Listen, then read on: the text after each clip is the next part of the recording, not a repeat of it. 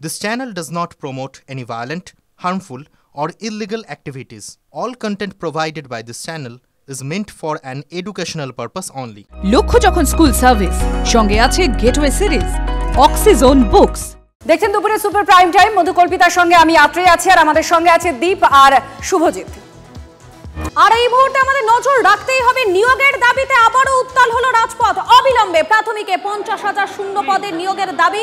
2022-এর TET উত্তীর্ণদের প্রাথমিক শিক্ষা পর্ষদ অভিযান ঘিরে তুলকালাম পরিস্থিতি। টিভি9 বাংলা লাগাতার সেই ছবিগুলো আপনাদেরকে দেখাচ্ছে। আমাদের একাধিক প্রতিনিধিরা উপস্থিত রয়েছেন একেবারে গ্রাউন্ড জিরোতে। লক্ষ্য যখন স্কুল সার্ভিস সঙ্গে আছে গেটওয়ে সিরিজ অক্সিজোন বুকস। সায়ন্তের কাছে চলাবো এই মুহূর্তে। সায়ন্ত, তুমি যেখানে রয়েছো সেখানে এই মুহূর্তে ঠিক কি ছবি ধরা পড়ছে?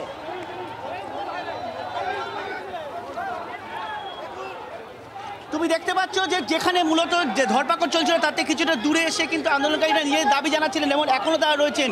পুলিশ তাদেরকে বারবার করে বলছে যে এই যেইখানে রয়েছে সেখান থেকে সরে যাওয়ার জন্য, কিন্তু নিজেদের অবস্থানে তারা অনড়, তারা নিজেদের দাবি জানাবেনি। এবং সেখানে তুমি দেখতে পাচ্ছ যে এখনও যারা নিয়োগ প্রার্থী যারা চাকরির দাবিতে আন্দোলন করছে তারা এখনও রয়েছেন এবং তারা নিজেদের দাবি অনড় নিয়েই তারা কিন্তু বিক্ষোভ দেখে যাচ্ছেন।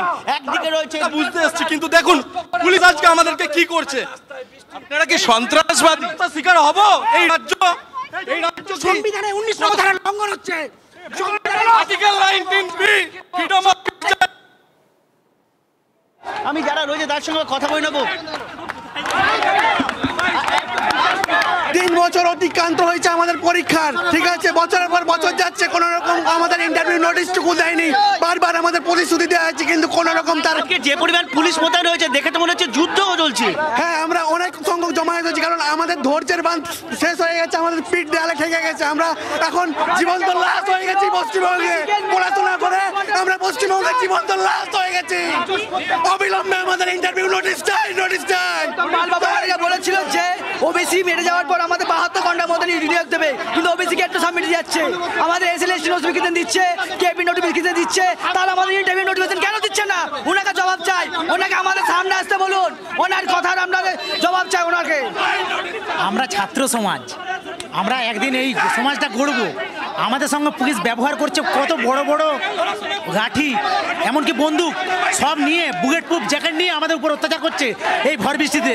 অথচ একটা জিনিস দেখুন, কোনোটা নিয়মে চলছে না। পুলিশকে যারা অপমান করে, ডাইরেক্ট ফোন করে, তাদের বিরুদ্ধে পুলিশ কিন্তু কিছু করতে পারে না। পুলিশ এই অসহায় যুব সমাজ যারা এমনি বেকারত্বের জায়গায় ভেঙে পড়েছে তাদের বিরুদ্ধেই একমাত্র। কিন্তু অনুব্রত মণ্ডল এত বড় একটা নেতা, তিনি যখন ফোন করেছিলেন পুলিশের এবং তাকে কি ভাষায় কোথাটা বলেছিলেন, পুলিশ কিন্তু সেই স্টেপটা নেননি, তার উপর অত্যাচার করেননি। পুলিশ আমাদের কোমরগুলো ভাঙছে। আমরা শিক্ষা জাতির মেরুদণ্ড, এই সরকার প্রথম থেকে আসার পর থেকে শিক্ষাটা টোটালি ভেঙে দেওয়ার চেষ্টা করছে। আমাদের মতো কিছু যুবক লড়াইটা সরাসরি করতে চাই। আমরা দীর্ঘদিন ধরে রাজপথে পড়ে রয়েছি। আজ দেখতে পাচ্ছেন প্রায় আমাদের 10,000 ছেলে রাজপথে নেমে এসছে। ওবিসি সমস্যা থাকার জন্য বাহানা দিতে এতদিন পর্ষদ সভাপতি স্যার, কিন্তু এখন আর ওবিসি সমস্যা নেই। সুতরাং এই মুহূর্তে নোটিশ পাবলিশ করার কথা, ইমিডিয়েটলি আমাদের নোটিশ দরকার। আমাদের মুখ্যমন্ত্রী এত ভাতা দিচ্ছেন, কিন্তু আমাদের দাবি খুব সামান্য। দীর্ঘদিন ধরে শিক্ষক নিয়োগ নাই, জাস্ট 50,000 শূন্য পদের নোটিশ দিয়ে দেখ, আমরা এখান থেকে চলে যাব। আমাদের কোনো দায় পড়ে নেই এখানে বসে থাকার। 50,000 নোটিশ দিলে আমরা পালিয়ে যাবো এখান থেকে। আমরা দীর্ঘ 7 বছর বঞ্চিত, আমরা নোটিশ চাই, নোটিশ ছাড়া বাড়ি ফিরবো না। আজকে এখানে 10,000 ছেলে মেয়ে এক জায়গা হয়েছে, 23 জেলা থেকে, 23 জেলা দূর দূরান্ত থেকে 3 দিন বাসে করে এসছে অনেকে। নোটিশ ছাড়া আমরা উঠবো না এখান থেকে আজ।